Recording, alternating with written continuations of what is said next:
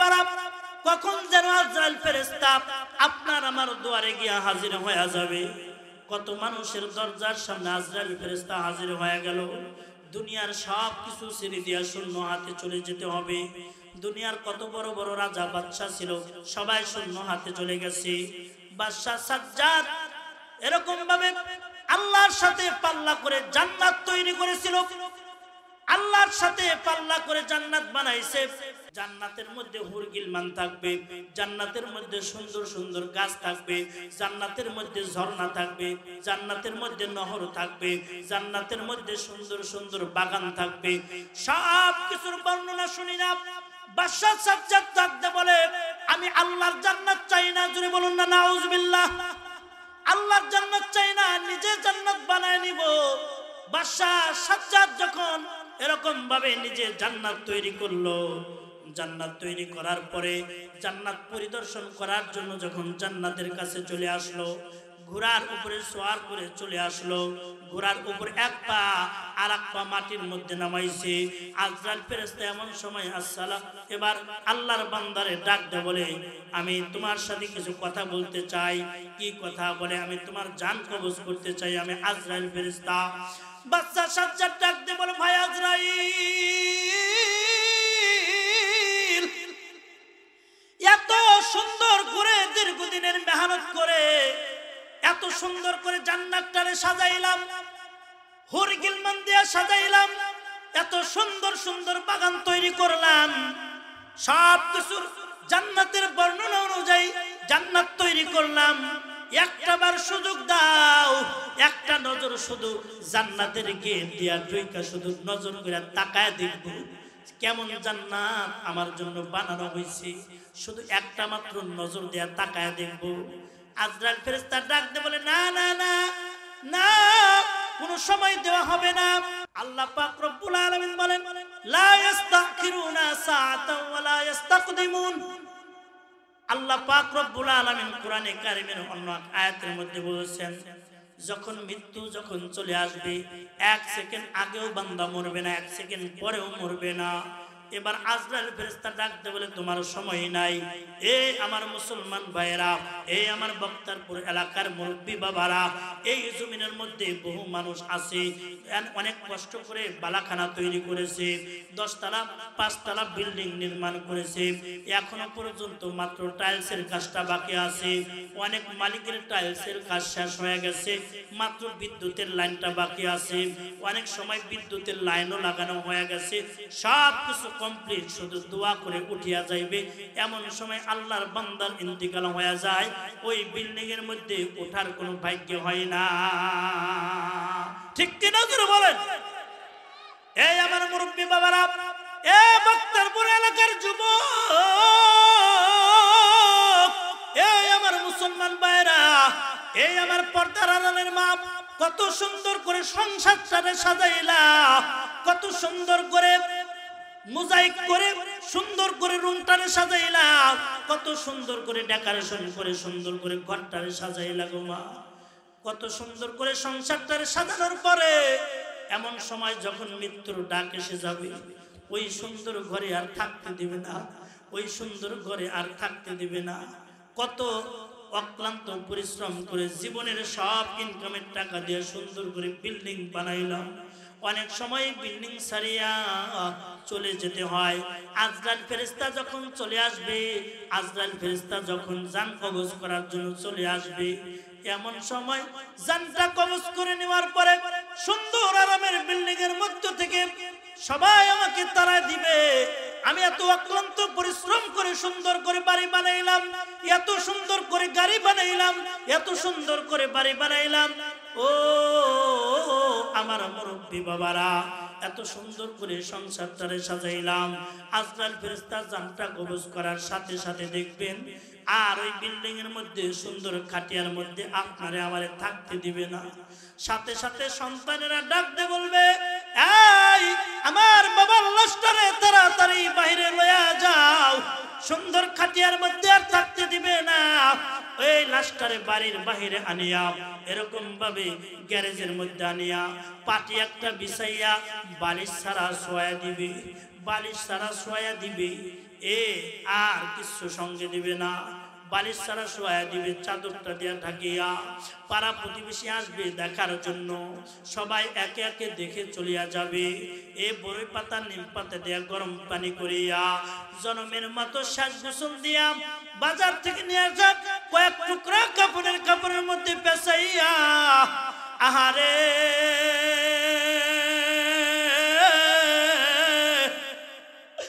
এত সুন্দর দামি দামি পোশাক আমি শখ করে কিনলাম, ও মা এত সুন্দর শখের কানের দুল, নাকের ফুল, হাতের বালা, এত শখের অলংকার আদি আমি কিনলাম, মরার সাথে সাথে সব খুলে রেখে দিবে। সুন্দর শখের জামাটাও কেসি দ্বারা কেটে কেটে খুলে ফেলে দিবে। বাজার থেকে নিয়ে আসা কয়েক টুকরা কাপড়ের মধ্যে পেঁচাইয়া এ তোমার আমার লাশটারে মসজিদের পালকির মধ্যে উঠাইয়া দিবে। আরে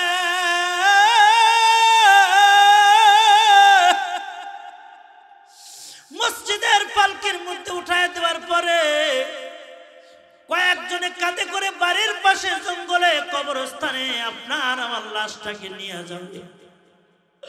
তারপরে 3.5 হাত মাটির নিচে আপনার আমার দেহটারে রেখে আসবে।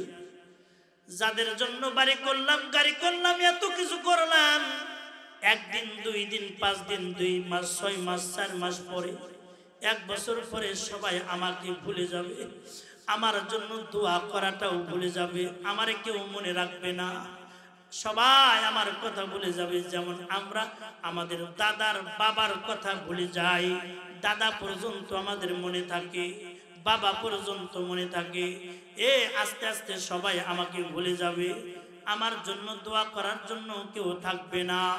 এজন্য আল্লাহর পয়গম্বর ডাকতে বলেন, এই উম্মত, এ তোমরা তো সবাই মরে যাইবা, মরার সাথে সাথে তোমাদের আমলের দরওয়াজার মধ্যে তালা লাগাই দেওয়া হবে, মরার সাথে সাথে তোমাদের আমলের দরওয়াজা বন্ধ হয়ে যাবে। আল্লাহর পয়গম্বর ডাকতে বলেন, 3টা আমল তোমরা করে যাইবা, 3টা আমল যদি তোমরা করতে পারো, মরার পরেও কবরে বসে বসে তোমরা সওয়াব পেতে থাকবা। কুদরতি বিকাশের মাধ্যমে আল্লাহ তাআলা মরার পরেও তোমার কবরের মধ্যে নেক আমলের বদলা পৌঁছায়া দিবে। সুবহানাল্লাহ বলেন। আল্লাহ রাব্বুল আলামিন বলেন, আলাম নাজআল লাহু আইনাইনি ওয়া লিসানান ওয়া শাফাতাইন ওয়া হাদাইনাহুন নাজদাইন। আল্লাহু আকবার। আল্লাহ তাআলা বলেন, এ দুনিয়ার মানুষ, আমি আল্লাহ কি দৃষ্টি শক্তি হিসাবে দেখার জন্য 2টা চক্ষুকে আমি আল্লাহ তোমাদেরকে দান করি না? ওয়ালিসানান ওয়া শাফাতাইন, জবানে কথা বলার জন্য 2টা ঠোঁট এবং একটি জিহ্বা কি আমি আল্লাহ তোমাদেরকে দান করি না? ওয়া হাদাইনাহুন নাজদাইন, বুঝ শক্তি হিসাবে আকল নামক এক বিশাল নিয়ামতকে আমি আল্লাহ তাআলা তোমাদেরকে দান করি না? আল্লাহ দান করেন নাই আমাদেরকে? যার বুদ্ধ শক্তি নাই, আকল নাই, তাকে আমরা বলি পাগল। যার দৃষ্টি শক্তি নাই তাকে আমরা বলি অন্ধ। যে জবানে কথা বলার শক্তি নাই, কথা বলার যোগ্যতা আল্লাহ তাআলা দান করেন নাই, তাকে আমরা কি বলি? বোবা। আল্লাহ ইচ্ছা করলে 3 শ্রেণীর অন্তর্ভুক্ত আমাদেরকে করতে পারতেন কি পারতেন না? জোরে বলেন। তা না বানায়া 3 শ্রেণীর অন্তর্ভুক্ত না করে আল্লাহ তাআলা সুস্থতার বিশাল এক নিয়ামত আল্লাহ তাআলা আমাদেরকে দান করেছেন। আলহামদুলিল্লাহ বলেন। আল্লাহ রাব্বুল আলামিন বলে, বান্দা, আমি আল্লাহ তোমাদেরকে সুস্থতার জিন্দেগি দান করেছি। তাম পৃথিবীর দিকে তাকাও, আমি আল্লাহ তাআলা গোটা বিশ্ব জগৎটাকে তোমাদের জন্য সাজিয়েছি নিয়ামত দ্বারা। জমিনের উপরে আমি আল্লাহ তাআলা এত সুন্দর সুন্দর নিয়ামত তোমাদের জন্য তৈরি করলাম। জলশ্বাসের ভিতরে আমি আল্লাহ তোমাদের জন্য নিয়ামত বানাইলাম। স্থলভাগে আমি আল্লাহ তাআলা তোমাদের জন্য নিয়ামত দিয়েছি।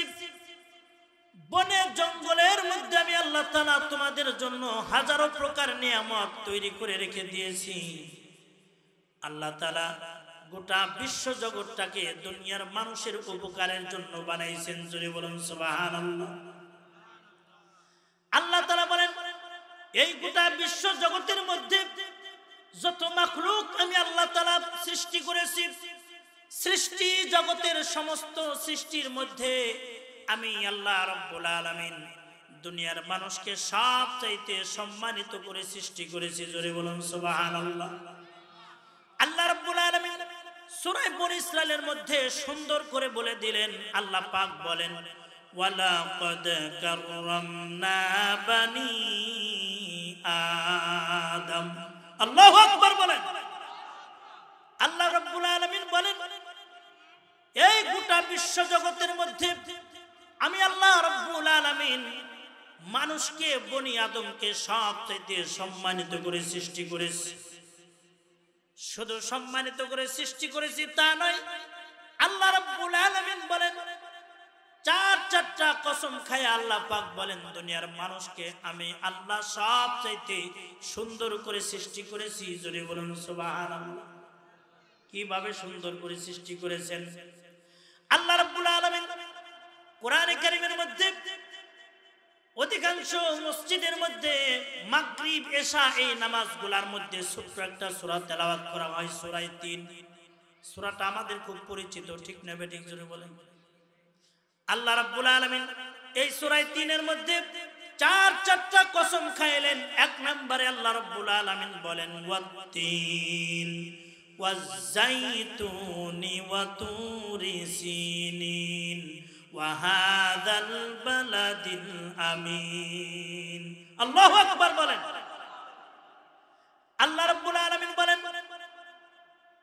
এক নম্বরে ৩ এর কসম, ওয়াজ-যাইতুন ২ নম্বরে আল্লাহ পাক রব্বুল আলামিন যাইতুন ফলের কসম খাইলেন। ৩ নম্বরে আল্লাহ পাক বলেন ওয়া তুরি সিনিন সিনাই পর্বতের কসম, ওয়া হাযাল বালাদিল আমিন। ৪ নম্বরে আল্লাহ পাক বলেন পবিত্র মক্কা নগরীর কসম। এই চারটা গুরুত্বপূর্ণ বিষয়ের কসম খায়া আল্লাহ পাক রব্বুল আলামিন ৫ নম্বরে বলে দিলেন লাকাদ খালাকনাল ইনসানা ফি আহসানি তাকওয়িম। আল্লাহু আকবার বলেন। শুরুতে আল্লাহ তাআলা লামে তাকিদ দিয়া ঘোষণা করে দিলেন। আল্লাহ রাব্বুল আলামিন বলেন লাকাদ খালাকনাল ইনসান। আল্লাহ পাক রব্বুল আলামিন বলেন অবশ্যই আমি বনি আদমকে, অবশ্যই আমি মানুষকে সবচাইতে সুন্দর সূরত দিয়া সবচাইতে সুন্দর অবয়বে সৃষ্টি করেছি। জোরে বলুন সুবহানাল্লাহ। মানুষকে আল্লাহ তাআলা সবচাইতে সুন্দর করে সৃষ্টি করেছেন। তাইলে সৃষ্টি জগতের সৌন্দর্যের দিক দিয়ে সৃষ্টি জগতের মধ্যে মানুষ শ্রেষ্ঠ, সম্মানের দিক দিয়েও সৃষ্টি জগতের মধ্যে মানুষকে আল্লাহ তাআলা সবচাইতে শ্রেষ্ঠত্ব দান করেছেন। সুবহানাল্লাহ। আল্লাহ পাক বলেন দুনিয়ার সামান্য হায়াতের জিন্দেগিটা তোমরা যদি তোমাদের শ্রেষ্ঠত্বকে আমি আল্লাহর গোলামির মাধ্যমে যদি বজায় রাখতে পারো, আমি আল্লাহ শ্রেষ্ঠ জান্নাতের মালিকানা তোমাদেরকে দান করে দিব। জোরে বলুন সুবহানাল্লাহ। আল্লাহু আকবার। সম্মানিত হাজিরিন, আমি কোরআনে কারীম থেকে ছোট্ট একটি আয়াতে কারিমা তেলাওয়াত করেছি। রাসূল কারীম সাল্লাল্লাহু আলাইহি ওয়াসাল্লামের অসংখ্য হাদিসের মধ্য থেকে টুকরা বিশেষ ছোট্ট একটি হাদিস আপনাদের সামনে তেলাওয়াত করেছি। কোরআন এবং হাদিসকে সামনে রেখে সংক্ষিপ্ত সময়ের মধ্যে অল্প কিছু কথা বলার আশা রাখি। আল্লাহ তাআলা সহি কিছু কথা আমাকে বলার, আপনাদেরকে শোনার, বক্তা শ্রোতা যেন সকলেই ভালো কথাগুলোর উপর আমল করতে পারি সেই তৌফিক আল্লাহ আমাদের সবাইকে দান করেন। সবাই বলেন আমিন। আর জোরে বলেন আমিন। আল্লাহ তাআলা দুনিয়ার ইমানদারদেরকে ডাক দিয়েছেন। এই পৃথিবীর মধ্যে আল্লাহ তাআলার কাছে ইমানদাররা সবচেয়ে মহব্বতের, ইমানদাররা সবচাইতে আল্লাহর কাছে শ্রেষ্ঠ। জোরে বলুন সুবহানাল্লাহ। আল্লাহ রাব্বুল আলামিন বলেন, ইয়া আইয়ুহাল্লাযীনা আমানুত্তাকুল্লাহা হাক্কা তুকাতিহি ওয়া লা তামুতুন্না ইল্লা ওয়া আনতুম মুসলিমুন।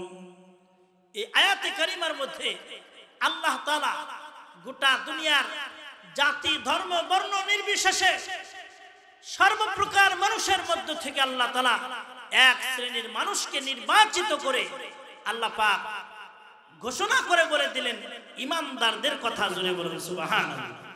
ইমানদারদেরকে ডাক দিয়া আল্লাহ তাআলা দুইটা কাজের আদেশ করলেন। কয়টা কাজের?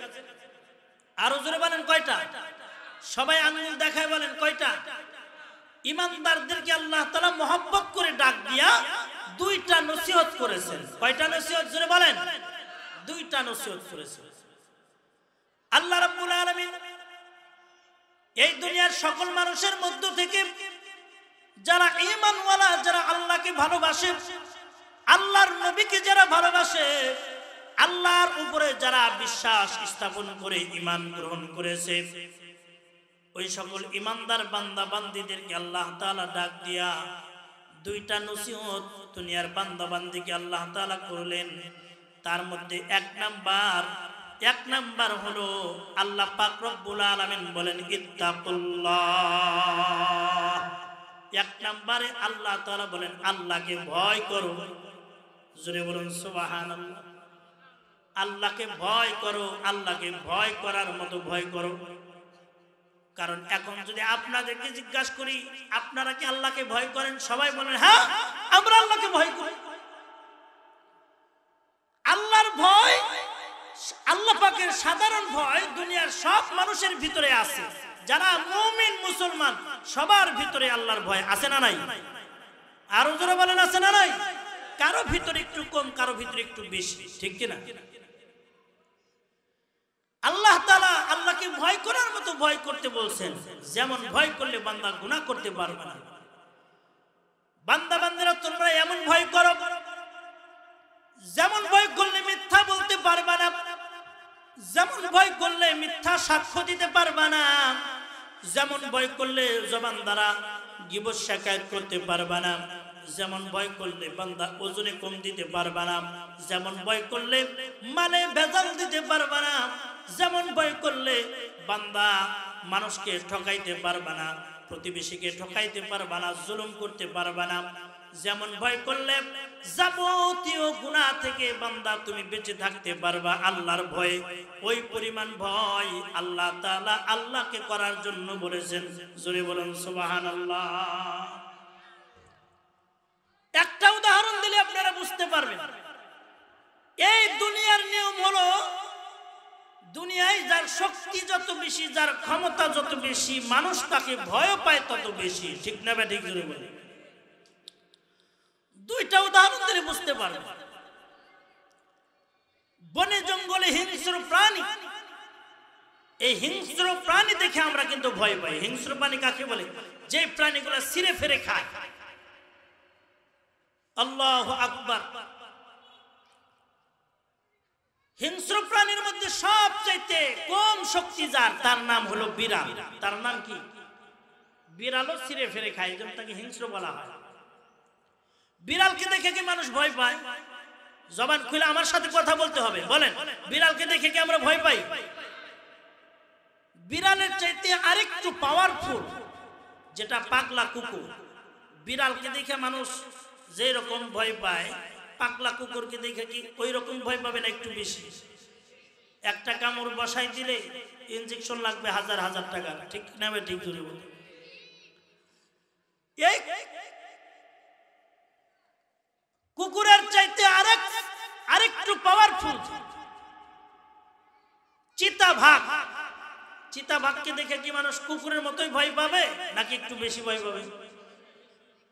বনের রাজা রয়্যাল বেঙ্গল টাইগারের দেখে আরেকটু বেশি, যার এক গর্জনে পুরা সুন্দর বন পিছা কেঁপে ওঠে, ঠিক না ব্যাটিক জোরে বলে। আরেকটা উদাহরণ দেই দুনিয়ার মানুষের দিক দিয়া, যারা সরকারি বড় বড় কর্মকর্তা এদেরকে দেখে আমরা ভয় পাই। সরকারি চাকরিজীবীদের মধ্যে সবচেয়ে নিম্ন শ্রেণীর যে, এর নাম হলো গ্রাম পুলিশ চৌকিদার, যাকে আমরা বলি। এই গ্রাম পুলিশে দেখে কি আমরা ভয় পাই বলেন? অনেক সময় বন্ধু বান্ধব গ্রাম পুলিশের দায়িত্ব পালন করে, রাইফেল একটা হাতে দিয়ে দিছে, বন্ধু বান্ধব পিছন দিক থেকে টান দেয়, বলে এই পুলিশ সাহেব কোথায় যাও, এরকম মস্কারা করে, ঠিক না ঠিক জোরে বলে। এই গ্রাম পুলিশের চাইতে আরেকটু পাওয়ারফুল যে সরাসরি পুলিশ। সরাসরি পুলিশে দেখে কি মানুষ গ্রাম পুলিশের মতোই ভয় পাবে না, একটু বেশি। সাধারণ লেভেলের পুলিশের চাইতে ওসি সাহেবরে দেখে আরেকটু বেশি, ঠিক না ঠিক জোরে বলে। এর চাইতে আরেকটু পাওয়ারফুল যারা র‍্যাব বাহিনী, এদেরকে দেখা আরেকটু বেশি, সেনাবাহিনীকে দেখা আরেকটু বেশি, ঠিক না ঠিক জোরে বলে। তাইলে দুনিয়ার নিয়ম হলো যার শক্তি যত বেশি, যার ক্ষমতা যত বেশি, মানুষ তাদেরকে দেখে ভয় পায় তত বেশি, ঠিক না ঠিক জোরে বলেন। এবার বলুন আমার মুসলমান ভাইরা, এই দুনিয়ার যত হিংস্র প্রাণী আছে, সমস্ত হিংস্র প্রাণীর চাইতে দুনিয়ার যত বড় বড় সরকারি কর্মকর্তা, দুনিয়ার যত বড় পাওয়ারফুল লোক হোক না কেন, দুনিয়ার সমস্ত মানুষের শক্তি আর ক্ষমতা যদি এক পাল্লায় রাখা হয়, দুনিয়ার সমস্ত হিংস্র প্রাণীর শক্তিকে যদি এক পাল্লায় রাখা হয়, আমার আল্লাহর ক্ষমতা এদের চাইতে কম না বেশি? জোরে বলেন, আরো জোরে বলেন, কম না বেশি? এজন্য আল্লাহ রাব্বুল আলামিন বলেন, ভয় যদি পেতে হয় বান্দা, একমাত্র আমি আল্লাহকে ভয় করবা। আমি আল্লাহ ছাড়া পৃথিবীর অন্য কাউরে তোমরা ভয় করো না, অন্য কাউরে ভয় করার দরকার নাই। আমি আল্লাহ তোমাদের হায়াতের মালিক, আমি আল্লাহ তোমাদের মৌতের মালিক, আমি আল্লাহ তোমাদের রিজিকের মালিক, আমি আল্লাহ তোমাদের সৃষ্টি করেছি, পৃথিবী সৃষ্টি করেছি, পৃথিবীর সমস্ত মাখলুক আমি আল্লাহ সৃষ্টি করেছি। যদি বান্দা ভয় যদি করতে হয়, আসমানের মালিক আল্লাহকে একমাত্র ভয় করতে হবে। জোরে বলুন ঠিক কিনা? আল্লাহকে ভয় করতে হবে।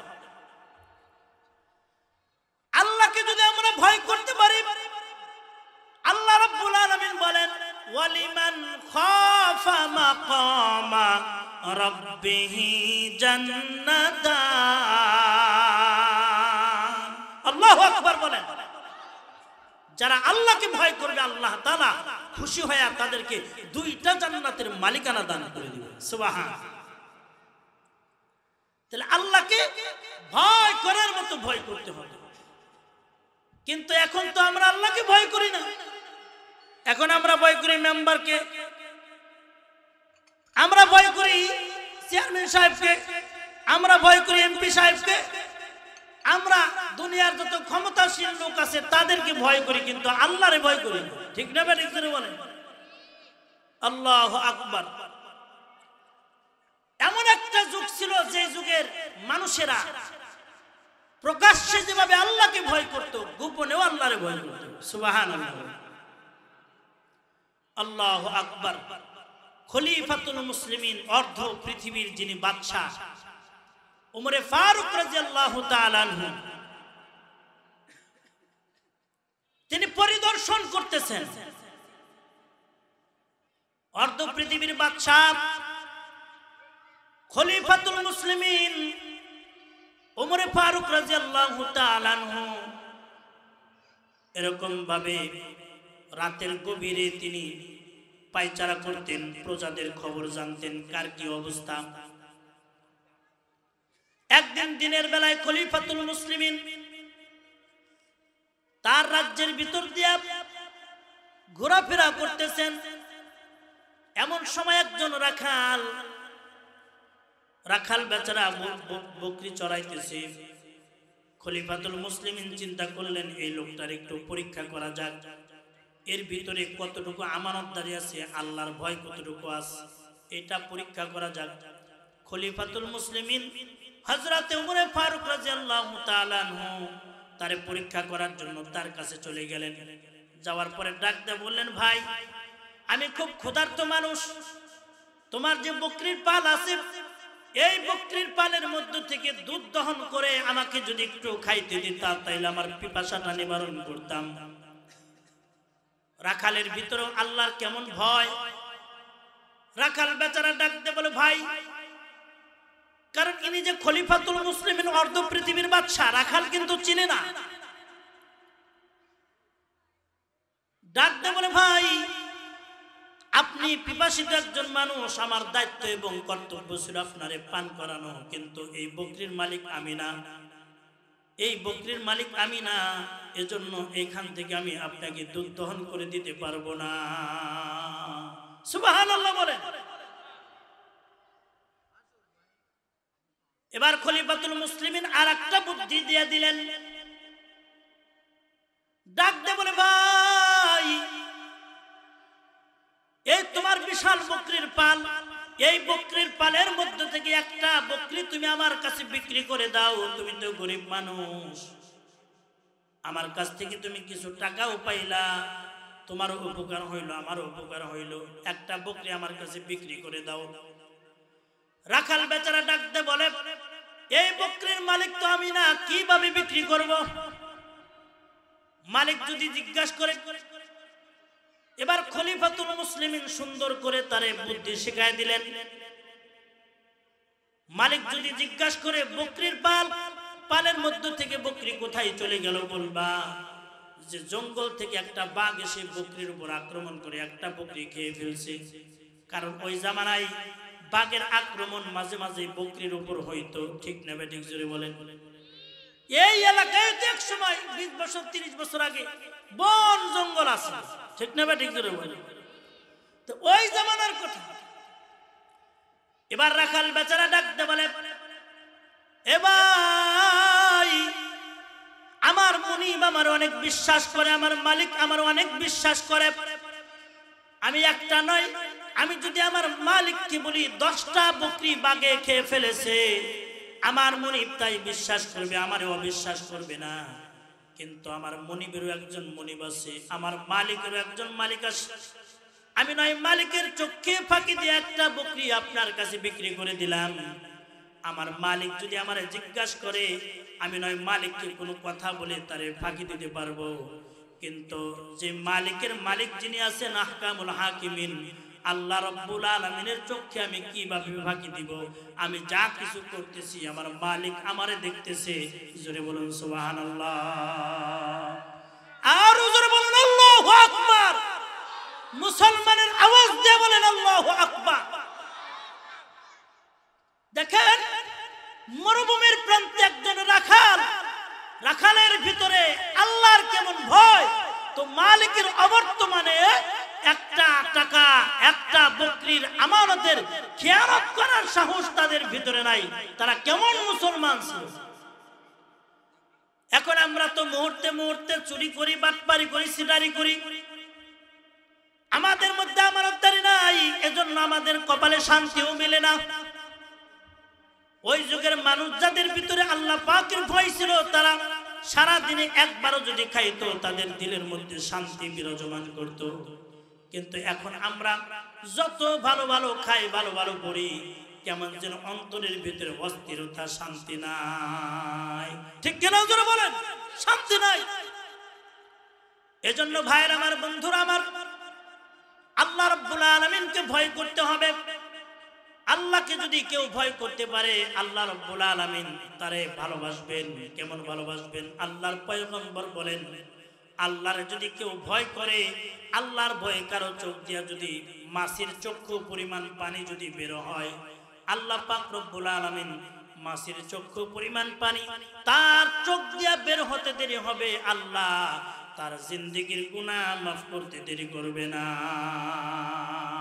আল্লাহু আকবার, জোরে বলুন আল্লাহু আকবার। আল্লাহ তাআলা মাফ করে দিবেন। এজন্য ভাইয়েরা আমার, বন্ধুরা আমার, আল্লাহকে ভয় করলে আল্লাহ তাআলা বান্দার জিন্দেগীর গুনাহ মাফ করে দিবেন। এ যুবক, জীবনের শেষ মুহূর্তে যদি আল্লাহকে ভয় করে তার জীবনটা কাটাইতে পারি, আল্লাহরে ভয় করে যদি আমরা আমাদের জীবন পরিচালনা করতে পারি, জীবনের শেষ মুহূর্তের আমলটা যদি আল্লাহর ভয় হয়, আল্লাহর ভয়ে যদি দুনিয়ার কোনো বান্দা বান্দি গুনাহ ছেড়ে যায়, এটাও বান্দার জান্নাতে যাওয়ার জরিয়া হয়ে যাইতে পারে। সুবহানাল্লাহ বলেন। এটাও বান্দার জান্নাতে যাওয়ার একটা জরিয়া হয়ে যাবে।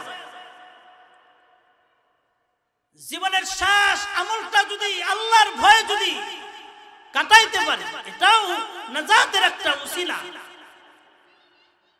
ভাইয়ের আমার, বন্ধুরা আমার, এ যুবক, কত রাত তো গুনাহ করে কাটাইলাম, রাতের পর রাত এরকম ভাবে নোংরা ফিল্ম দেখিয়া, কানের মধ্যে হেডফোন লাগাইয়া কত জীবন কাটাইলা, কত রাত কাটাইলা, কত দিন কাটাইলা রে যুবক।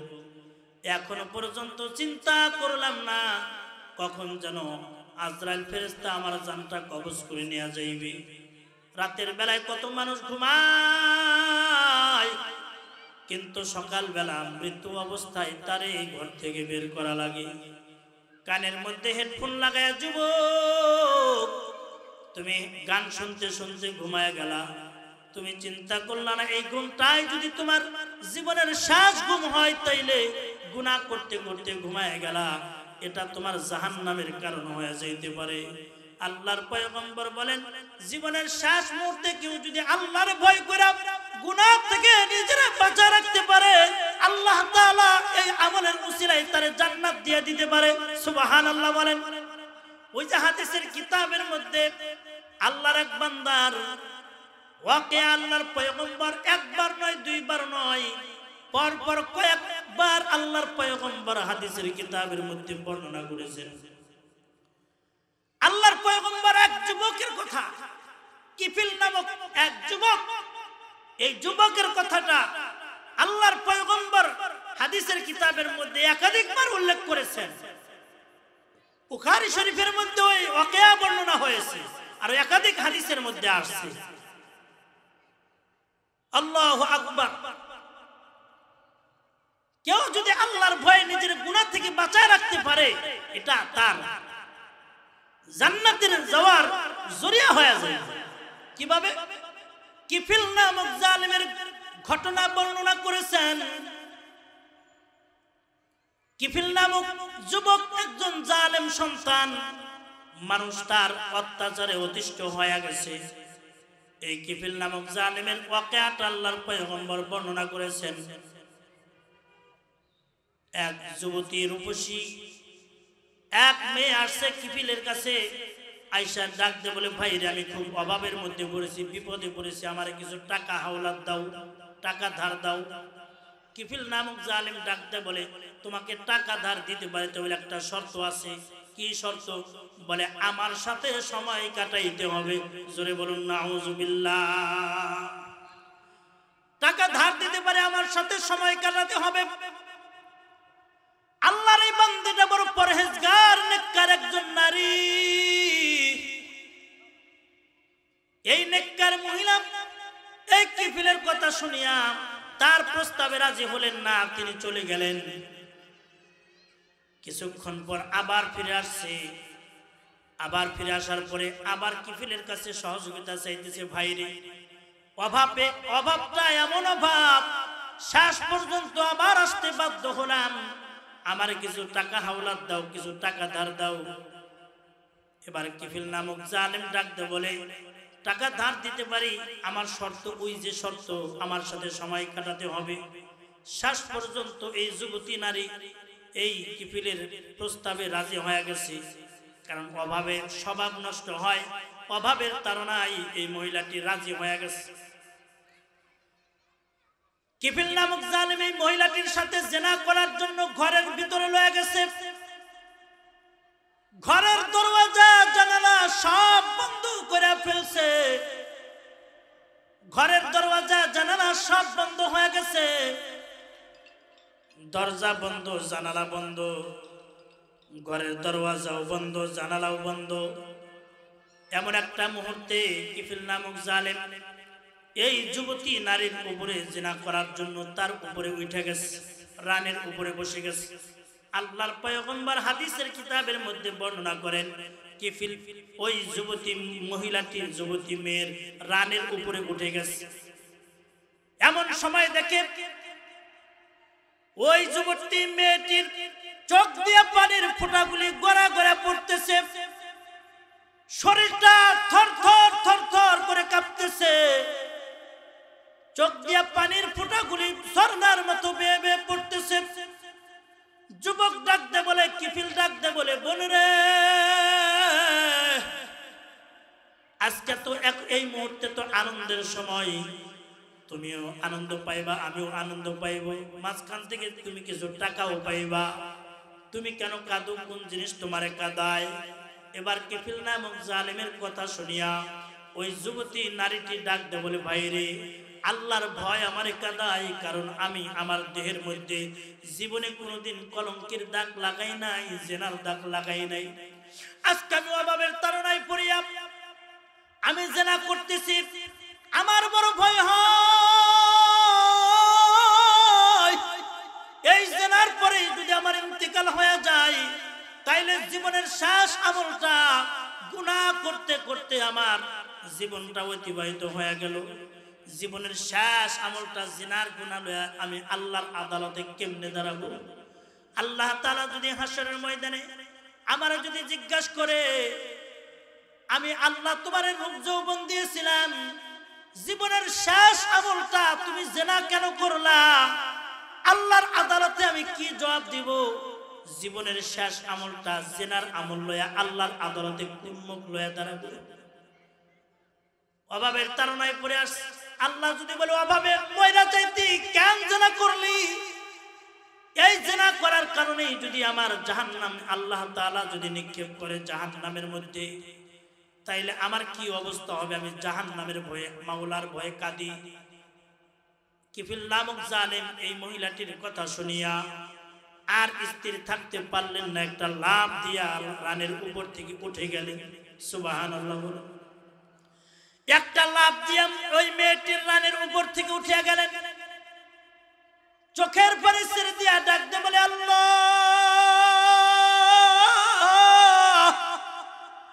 জীবনে কত জিনা করলাম, কত গুনাহ করলাম, আমার ভিতরে কোনো অনুশোচনা আসে না। এই মেয়েটি মাত্র একটা বার গুনাহ করার জন্য তারে এখানে আনছি, তার ভিতরে আল্লাহর কত ভয়। আল্লাহ আজ থেকে তওবা করলাম, আর কোনোদিন জিনা করব না, আর কোনোদিন গুনাহ করব না। আল্লাহ তুমি আমারে মাফ করে দাও। আল্লাহু আকবার বলেন। যুবতী মেয়েটারে ডাকতে বলে, এই বাবার বোন, টাকা ধারের কোনো দরকার নাই, আমি সব টাকাগুলো যতটুকু টাকা লাগবে সব দিয়ে দিলাম, আমার এই টাকা আর ফেরত দেওয়া লাগবে না, যাও যাও টাকা লয়া যাও। তোমার মতো সতী নারীকে আমি আর তোমার দেহের মধ্যে কলঙ্কের দাগ লাগাইতে চাই না, তোমার মতো পবিত্রা নারীকে আমি অপবিত্র বানাইতে চাই না, যাও যাও ছেড়ে দিলাম। টাকা দিয়া তারে বিদায় করে দিয়েছি। হাদিসের পাকের মধ্যে আল্লাহর রাসূল হাদিসের কিতাবের মধ্যে এইভাবে বর্ণনা করেন, ওই রাতে কিফিলের ইন্তিকাল হয়ে গেল। সকাল হয়েছে, এবার লোকেরা যখন জানতে পারলো কিফিল নামক জালেমের ইন্তিকাল হয়ে গেছে, এবার লোকেরা চিন্তা করে জালেম মরছে, ভালোই হয়েছে, এলাকাটা ঠান্ডা হয়েছে। দেখবেন কিছু কিছু সন্তানের কারণে, কিছু কিছু লোকের কারণে এলাকার মানুষ অতিষ্ঠ হয়ে যায়, মনে মনে দোয়া করে, ওই হারামজাদারা যদি মারা যায় তাইলে মিষ্টি বিলামু। ঠিক না বেঠিক জোরে বলুন। কিছু কিছু জালেমদের জুলুমের কারণে এলাকাবাসী অতিষ্ঠ, কিছু কিছু জালেমদের কারণে এলাকার মানুষ শান্তিতে থাকতে পারে না, এজন্য ওই সকল জালেমদের মৃত্যু কামনা করে। কিন্তু জমিনের মধ্যে এমন কিছু মানুষ আছে যে মানুষগুলা মারা গেলে আসমান পর্যন্ত কাঁদে, জমিনও কাঁদে, জমিনবাসী কাঁদে, আসমানের ফেরেশতারাও কাঁদে। ঠিক না বেঠিক জোরে বলেন। এজন্য কবি বলেন, এমন জীবন করো হে গঠন, যেদিন তুমি এসেছিলে ভবে, কেঁদেছিলে একা তুমি, হেসেছিল সবে। এমন জীবন করিও গঠন, মরণে হাসিবে তুমি কাঁদিবে ভুবন।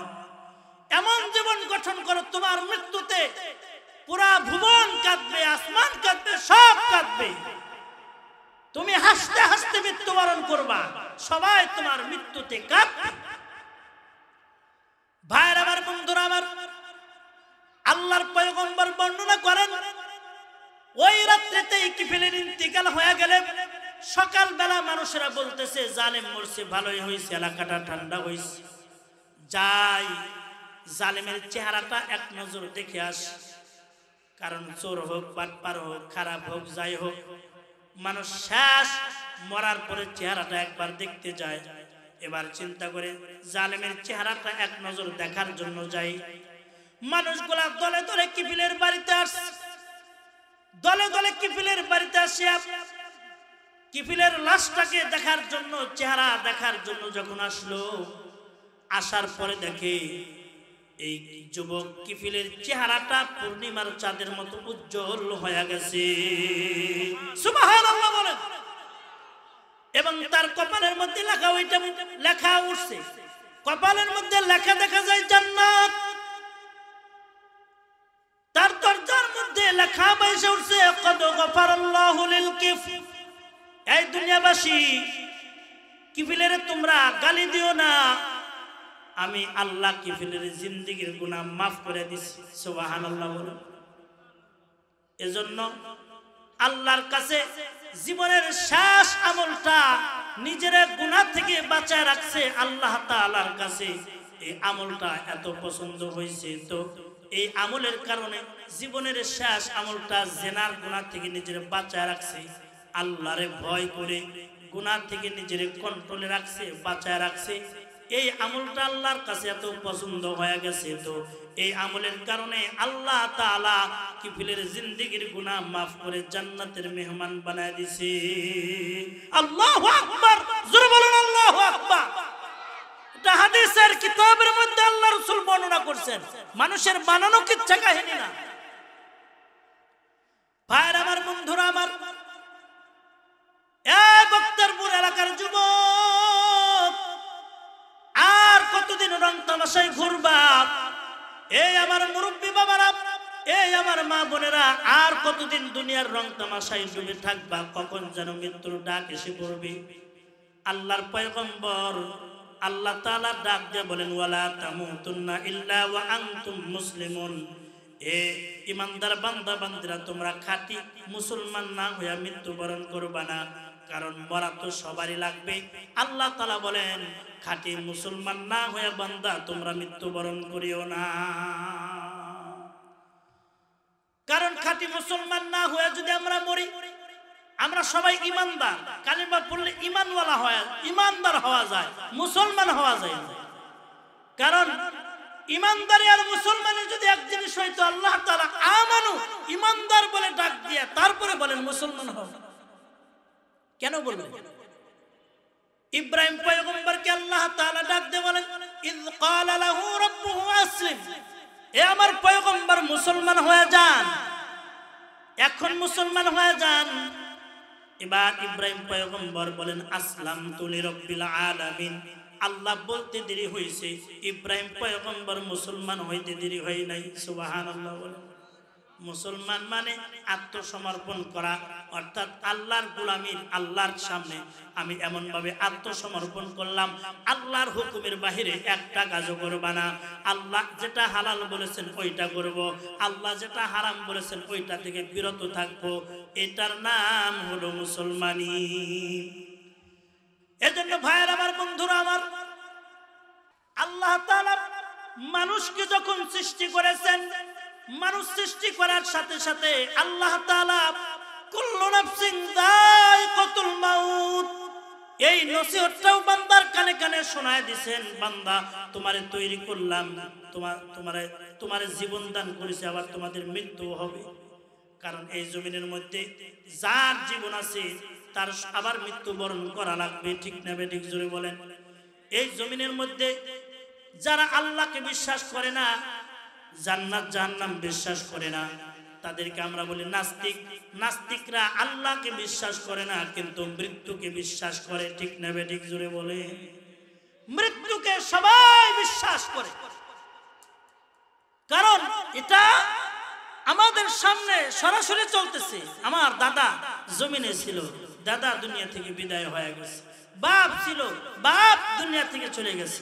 জোনার ভাই চলে গেছে, বন্ধু চলে গেছে, প্রতিবেশী চলে গেছে। এবার আমারও চলে যেতে হবে, এটা কেউ অস্বীকার করতে পারবে না। এটা সবাই বিশ্বাস করে, মরণ একদিন আমার হবে। ঠিক কিনা? জোরে বলো। এখন মরণ কখন হবে, কোন সময় হবে, এটা কি কেউ বলতে পারবে? বলেন, জবান খুলে বলেন, আমার কখন মৃত্যু হবে এটা কি কেউ বলতে পারবে? আপনার কখন মরণ হবে এটা কি বলতে পারবেন? এই খবর যদি কেউ জানতো যে আমার অমুক দিন মৃত্যু হবে, সব ছেড়ে সবাই দরবেশ হয়ে যেত, মসজিদে গিয়া তসবিহ লইয়া বসতো, আর মসজিদ থেকে সরতো না। ঠিক না বেঠিক? জোরে বলেন। বলে আজরাইল আসার আগ পর্যন্ত আর তসবিহ আর ছাড়তাম না। আল্লাহু আকবার। যেহেতু আল্লাহ তাআলা কখন কার মৃত্যু হবে এই সংবাদটা কাউরে বলেন নাই, সর্ব অবস্থায় প্রতিটা মুহূর্তে মৃত্যুর প্রস্তুতি নিয়ে আমাদেরকে জীবন চালাতে হবে। ঠিক কিনা? জোরে বলেন। আল্লাহু আকবার। সব সময় মৃত্যুর প্রস্তুতি নিয়ে আমাদেরকে চলতে হবে। এজন্য ভাইয়ের আমার, বন্ধুরা আমার, কখন যেন কার মৃত্যুর ডাক এসে যায়। এ যুবক, এ পর্দার আড়ালের মা, এই আমার মুরব্বী বাবারা, কখন যেন আজরাইল ফেরেশতা আপনার আমার দুয়ারে গিয়া হাজির হয়ে যাবে। কত মানুষের দরজার সামনে আজরাইল ফেরেশতা হাজির হয়ে গেল। দুনিয়ার সব কিছু ছেড়ে দিয়া শূন্য হাতে চলে যেতে হবে। দুনিয়ার কত বড় বড় রাজা বাদশা ছিল, সবাই শূন্য হাতে চলে গেছে। বাদশা সাজ্জাদ এরকম ভাবে আল্লাহর সাথে পাল্লা করে জান্নাত তৈরি করেছিল, আল্লাহর সাথে পাল্লা করে জান্নাত বানাইছে। এরকম ভাবে কিতাবের মধ্যে যেভাবে জান্নাতের সংবাদ পাইছি, জান্নাতের মধ্যে হুরগিলমান থাকবে, জান্নাতের মধ্যে সুন্দর সুন্দর গাছ থাকবে, জান্নাতের মধ্যে ঝর্ণা থাকবে, জান্নাতের মধ্যে নহর থাকবে, জান্নাতের মধ্যে সুন্দর সুন্দর বাগান থাকবে। সব কিছুর বর্ণনা শুনি না। বাদশা সাজ্জাদ থাকতে বলে, আমি আল্লাহর জান্নাত চাই না। জোরে বলুন না নাউজুবিল্লাহ। আল্লাহর জান্নাত চাই না, নিজে জান্নাত বানায় নিব। বাদশা সাজ্জাদ যখন এরকম ভাবে নিজে জান্নাত তৈরি করলো, জান্নাত তৈরি করার পরে জান্নাত পরিদর্শন করার জন্য যখন জান্নাতের কাছে চলে আসলো, ঘোড়ার উপরে সওয়ার করে চলে আসলো। ঘোড়ার উপর এক পা আর এক পা মাটির মধ্যে নামাইছে। আজরাইল ফেরেশতা এমন সময় আসসালাম, এবার আল্লাহর বান্দারে ডাক দে, বলে আমি তোমার সাথে কিছু কথা বলতে চাই। কি কথা? বলে আমি তোমার জান কবজ করতে চাই, আমি আজরাইল ফেরেশতা। বাদশা সাজ্জাদ ডাক দে, বলে ভাই আজরাইল,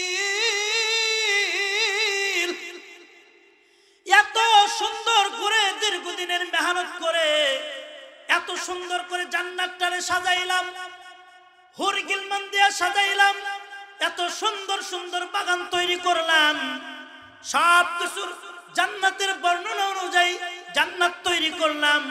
একটাবার সুযোগ দাও, একটা নজর শুধু জান্নাতের গেট দিয়া ঢুইকা শুধু নজর করে তাকায় দেখব কেমন জান্নাত আমার জন্য বানানো হয়েছে।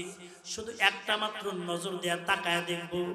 আজরাইল ফেরেশতা ডাক দে, বলে না না না না, কোনো সময় দেওয়া হবে না, কোনো সময় দেওয়া হবে না।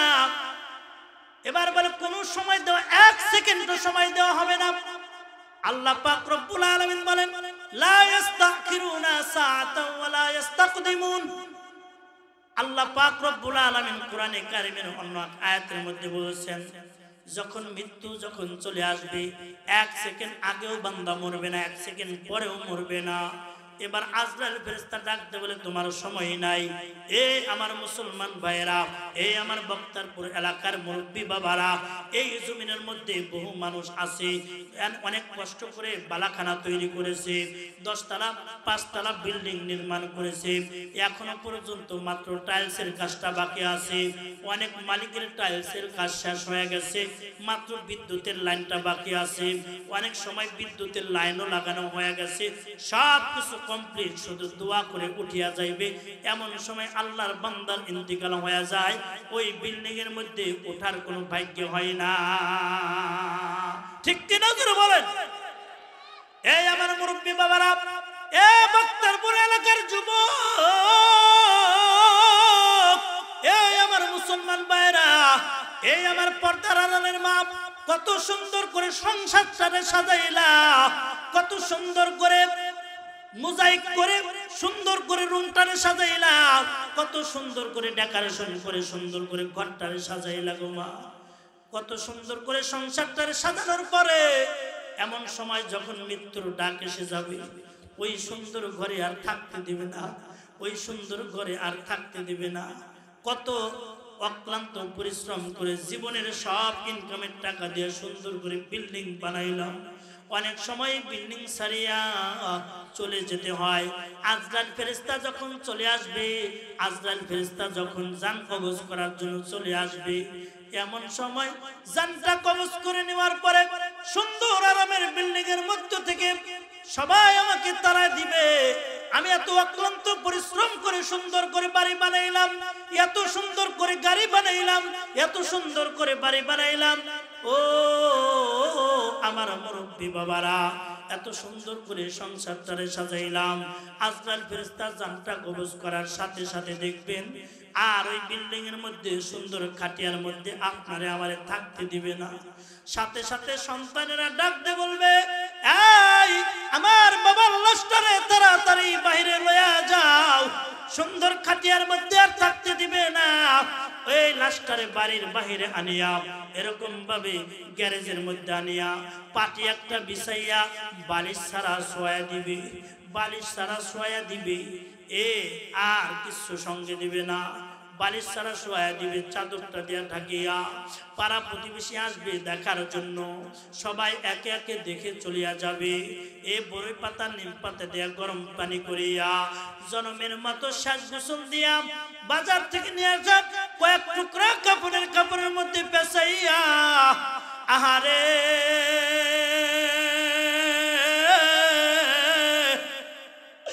এত সুন্দর দামি দামি পোশাক আমি শক্তি করে কিনলাম, ও মা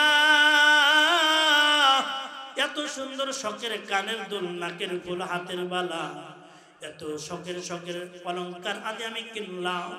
মরার সাথে সাথে সব খুলে রেখে দিবে। সুন্দর শখের জামাটাও কেসি দ্বারা কেটে কেটে খুলে ফেলে দিবে। বাজার থেকে নিয়ে আসা কয়েক টুকরা কাপড়ের মধ্যে পেঁচাইয়া তোমার আমার লাশটারে মসজিদের পালকির মধ্যে উঠাইয়া দিবে। আরে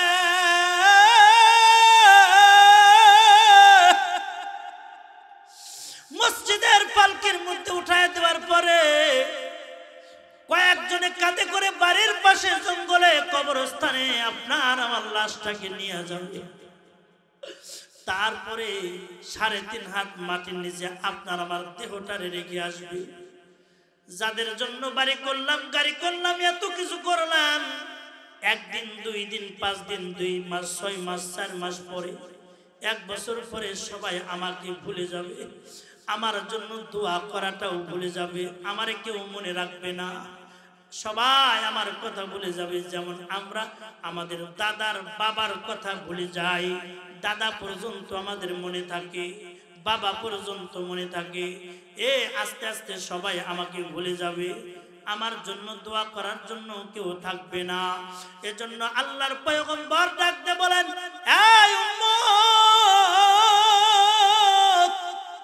তোমরা তো সবাই মরে যাইবা, মরার সাথে সাথে তোমাদের আমলের দরওয়াজার মধ্যে তালা লাগাই দেওয়া হবে, মরার সাথে সাথে তোমাদের আমলের দরওয়াজা বন্ধ হয়ে যাবে। আল্লাহর পয়গম্বর ডাকতে বলেন, 3টা আমল তোমরা করে যাইবা। 3টা আমল যদি তোমরা করতে পারো, মরার পরেও কবরে বসে বসে তোমরা সওয়াব পেতে থাকবা। কুদরতি বিকাশের মাধ্যমে আল্লাহ তাআলা মরার পরেও তোমার কবরের মধ্যে নেক আমলের বদলা পৌঁছায়া দিবে। সুবহানাল্লাহ বলেন। 3টা আমলের বদলা এটা মরার পরেও পাওয়া যায়। আল্লাহ রাসূল 1 নম্বরে বলেন, ইযা মাতাল ইনসান, যখন মানুষের ইন্তিকাল হয়ে যায়, মানুষের যখন মৃত্যু হয়ে যাবে, ইনকাতা আনহু আমালুহু ইল্লা মিন সালাসাতিন, আমলের দরওয়াজা বন্ধ হয়ে যাবে, ইচ্ছা করলেও আর আমল করার কোনো সুযোগ থাকবে না। আল্লাহর পয়গম্বর বলেন তিনটা আমল মরার পরেও বাকি থাকে। এক নাম্বার হলো ইল্লা মিন সাদাকাতিন জারিয়াতিন আও ইলমিন ইউনতাফাউ বিহি আও ওয়ালাদিন সালিহিন ইয়াদউ লাহ। এক নাম্বার হলো সদকায়ে জারিয়া, কেউ যদি তার টাকার মধ্য থেকে আল্লাহর ঘর নির্মাণ কাজে, নবীর প্রতিষ্ঠান মাদ্রাসার কাজে, দিনই কল্যাণে কোনো ভালো কাজ যদি করে যায়, এইটা কিয়ামত পর্যন্ত জারি থাকবে। আর আল্লাহর বান্দা বান্দিগুলা মরার পরেও কবরে বসে বসে এর বদলা পেতে থাকবে। জোরে বলুন সুবহানাল্লাহ। যেমন এই যে নুরুল কোরআন মডেল মাদ্রাসা, এই যে মাদ্রাসাটা নতুন, খুব আর্থিক সমস্যা। মুহতামিম সাহেব হুজুর বললেন মাদ্রাসার খুব সমস্যা। মাদ্রাসাগুলোতে কিন্তু সব ধনী মানুষের সন্তান পড়ে না, অনেক গরিব গরিব মানুষের সন্তান মাদ্রাসায় যায় পড়ালেখার জন্য। অনেক গার্মেন্টস শ্রমিকের সন্তানগুলাদেরকে মাদ্রাসায় পড়ার জন্য দেয়। দেখবেন অনেক সময় গরিব মানুষ পড়ালেখার খরচ চালাইতে পারে না, অনেক সময় অনেক এতিম সন্তানদেরকে মাদ্রাসায় ভর্তি করে দেওয়া হয়। এতিম সন্তানগুলার খরচ দেওয়ার মতো কোনো মানুষ থাকে না। এই যে আপনারা আমরা এলাকাবাসী বিভিন্ন জন যখন মাদ্রাসায় দান করে, মাদ্রাসার এতিম ফান্ড থেকে ওই গরিব এতিম অসহায় ছাত্রদের পড়াশোনার খরচ চালানো হয়। জোরে বলুন সুবহানাল্লাহ। এই খরচ চালানো হয় মাদ্রাসার গরিব ছাত্রদের, খরচ চালানো হয় এই দান অনুদানের টাকা দিয়ে। ভাইয়ের আমার, বন্ধুরা আমার, এই যে আপনার গান জড়ানো পয়সার মধ্য থেকে একটা টাকা 1000, 2000, 5000 টাকা আপনি মাদ্রাসায় দান করেছেন, আপনার টাকায় একজন ছাত্র কোরআনের হাফেজ হয়েছে অথবা আল্লাহর কালাম শিখেছে। একজন কোরআনে হাফেজ যখন আপনার অনুদানের টাকা দিয়ে লেখাপড়া করবে, এই সন্তান হাফেজে কোরআন হবে। এই সন্তান তার সারা জীবন ভর আমল করবে, আল্লাহর কালাম তেলাওয়াত করবে। এরপরে এই সন্তান হাফেজে কোরআন আরো তার জীবদ্দশায় শত শত হাফেজে কোরআন বানাবে।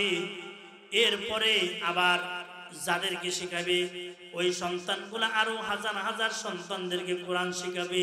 ওই হাজার হাজার হাফেজ কোরআন লক্ষ লক্ষ কোরআনের হাফেজ বানাবে, লক্ষ লক্ষ কোরআনের হাফেজ আবার কোটি কোটি কোরআনের হাফেজ বানাবে। এইভাবে ধারাবাহিক কিয়ামত পর্যন্ত চলতে থাকবে। বক্তারপুর এলাকার যুবক, আমার মুরব্বী বাবারা, এই আমার পর্দার আড়ালের মা, ওই যে আপনার গাম জড়ানো আপনার কষ্টের টাকা থেকে আপনি 1000 টাকা মাদ্রাসায় দান করেছিলেন, এই টাকার কারণে একজন কোরআনের হাফেজ হয়েছে। এই হাফেজ সহ তারপর থেকে কিয়ামত পর্যন্ত যত মানুষ হাফেজে কোরআন হবে, এরপর থেকে যত মানুষ আল্লাহর কালাম তেলাওয়াত শিখবে, যত মানুষ কোরআনের হাফেজ হবে, একবার আল্লাহর কালাম তেলাওয়াত করবে তো ওই তেলাওয়াতের সওয়াবটা আল্লাহ তাআলা কুদরতি বিকাশের মাধ্যমে আপনার আমার কবরের মধ্যে পৌঁছায়া দিবে। সুবহানাল্লাহ বলেন, আর জোরে বলুন আল্লাহু আকবার। এজন্য ভাইয়ের আমার, বন্ধুরা আমার, আল্লাহর নবীর প্রতিষ্ঠানে ইলমের জন্য কোরআনের শিক্ষার্থীদের জন্য দান করলে লস নাই, এর মাধ্যমে বহু লাভ পাওয়া যায়। আল্লাহর পয়গম্বর ডাক দিয়ে বলেন, তোমরা মরার পরে যে আমলগুলা জারি থাকে এই আমলগুলা বেশি বেশি করতে থাকো।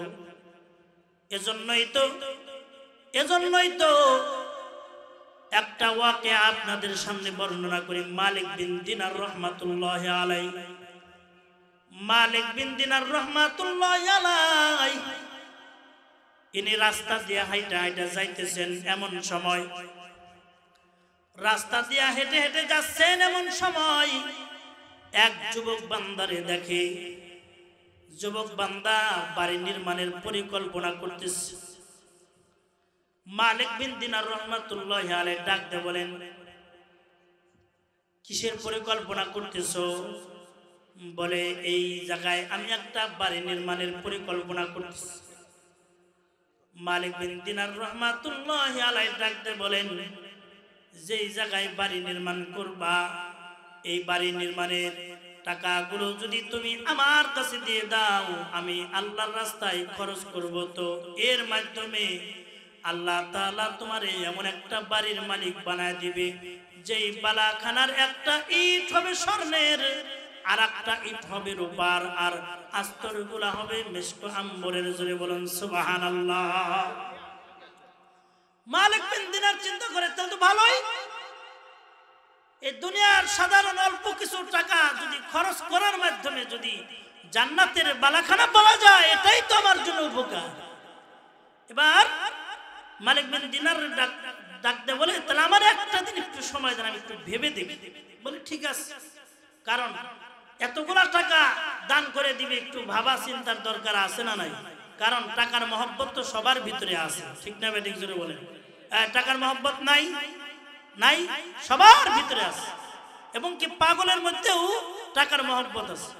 দেখবেন পাগলের হাতের মধ্যে, আমি পরীক্ষিত, 10 টাকার নোট, চাদর ধরে টান দেয় কিছু বলে না, খুসা দেয় কিছু বলে না।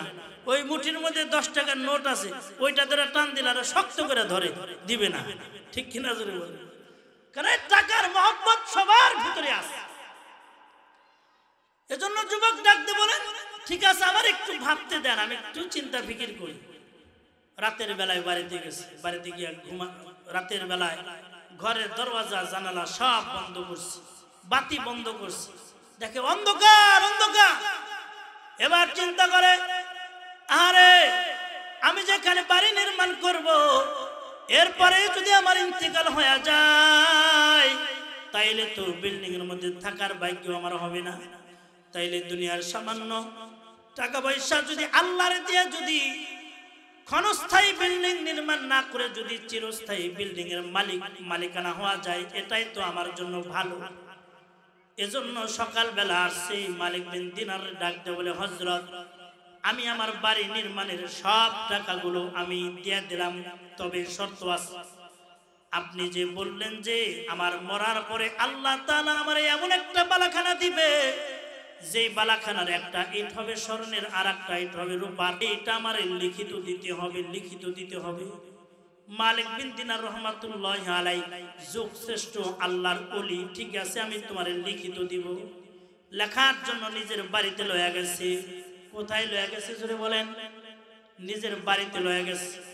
এবার যুবক ডাকতে বলে, হযরত আপনি জঙ্গলের মধ্যে বসবাস করেন, আপনার কেন ভালো একটা ঘর নাই? এই মুসলমান ভাইরা, আপনাদেরকে একটু কষ্ট দেব, মেহেরবানি করে এই সামনে যে ফাঁকা জায়গাগুলো আছে একটু মেহেরবানি করে আসেন। পিছনে অনেক ভাইরা দাঁড়ায় আছে, মাশাআল্লাহ, আসেন আসেন, সামনের দিকে আসেন, আসেন, একটু মেহেরবানি করে আসেন। জায়গা একটু পরে এমনি গরম হয়ে যাবে, আসেন ইনশাআল্লাহ, আসেন, একটু পরে জায়গা এমনি গরম হয়ে যাবে, আসেন। মাশাআল্লাহ, এত সুন্দর হয়ে গেছে, আল্লাহু আকবার। হ্যাঁ, যে ভাই ঘুমাইতেছে ওইটাকে একটু উঠায় দেন, যে একটু টিপা টিপা ঘুম টুম পাড়াই দিতে। আসেন আমার বাজান, আসেন সামনে। হ্যাঁ, এজন্যই আমার আলোচনা কিন্তু শেষ। এই ওয়াকিয়াটা 2-1 মিনিটের মধ্যে বর্ণনা করে আলোচনা শেষ। এই বাড়িতে লয়ে গেছে, বলে কেন আপনি বাড়ি ঘর বানান না? মালিক বিন দিনার যুবককে ডাক দে, বলে যুবক, আমার যত ইনকামের টাকা হয় আমি নিজের জন্য যতটুকু প্রয়োজন এতটুকু রেখে সব আমি আমার স্থায়ী জান্নাত, স্থায়ী ঘর বানানোর জন্য আমি আল্লাহর কাছে পাঠায়া দিই। সুবহানাল্লাহ। স্থায়ী ঘর বানানোর জন্য পাঠায়া দিই। এবার লিখিত দিছে। লিখিত দেওয়ার পরে কিছুদিন পরে যুবকটার ইন্তেকাল হয়ে গেছে। মালিক বিন দিনার রহমাতুল্লাহি আলাইহি খবর পায় তার বাড়িতে গেছে। যাওয়ার পরে দেখে তার দাফন কাফন শেষ হয়ে গেছে। লোকদেরকে ডাক দেয়া বলে, মরার আগে কিছু বলছে নাকি? বলে হ্যাঁ, মরার আগে এই লোকটা বলছে তার জামার পকেটের মধ্যে একটা কাগজ ছিল। এই লোকটা মরার আগে ইশারা করে বলছে, আমার জামার পকেটের মধ্যে যে কাগজটা আছে এই কাগজটা আমার কাফনের কাপড়ের মধ্যে ঢুকায়া তারপর আমার লাশটা কবর দিবা। আমরা তাই করছি, ওই কাগজটা তার কাফনের কাপড়ের মধ্যে ঢুকায় তারে কবর দিচ্ছি। মালিক বিন দিনার রাহমাতুল্লাহ আলাইহি যুগ শ্রেষ্ঠ একজন আল্লাহু আলা বুজুর্গ মানুষ। এবার তার মহল্লার মসজিদে গেছে তার জন্য 2 রাকাত নামাজ পড়ে দোয়া করার জন্য। যেই যুবকটা নিজের ঘর বাড়ি নির্মাণ না করে, নিজের বিল্ডিং নির্মাণ না করে আল্লাহর রাস্তায় তার টাকাগুলো খরচ করেছে, এত বড় ত্যাগ এবং কুরবানি করেছে, এজন্য তার জন্য দোয়া করার জন্য গেছে, নামাজ পড়ছে। নামাজ পড়ে তার জন্য যখন দোয়া করতেছে, দোয়া শেষের দিকে হঠাৎ করে একটা কাগজ উড়তে উড়তে উড়তে উড়তে মালিক বিন দিনারের হাতের উপরে এসে পড়ে গেল। জোরে বলুন সুবহানাল্লাহ। মুনাজাত শেষ করে কাগজটা খুলে দেখে এক পিঠে যে মালিক বিন দিনার নিজের হাতে সাইন দিয়া লিখিত দিয়া দিছিল যে আল্লাহ তাআলা তোমারে এমন একটা জান্নাত দিব, এমন একটা বালাখানা দিব, একটা ইট স্বর্ণের আর একটা ইট রূপার, আস্তরগুলা হবে মেশক আম্বরের। অপর পিঠে লেখা দেখে যে হযরত আপনার ওয়াদা অনুযায়ী আল্লাহ তাআলা আমারে জান্নাতের মেহমান বানায় দিছে, আপনার ওয়াদা অনুযায়ী আমারে আল্লাহ তাআলা এমন একটা বালাখানার মালিক বানায় দিছে, একটা ইট স্বর্ণের আর একটা ইট রূপার, আস্তরগুলা মেশক আম্বরের। জোরে বলুন সুবহানাল্লাহ।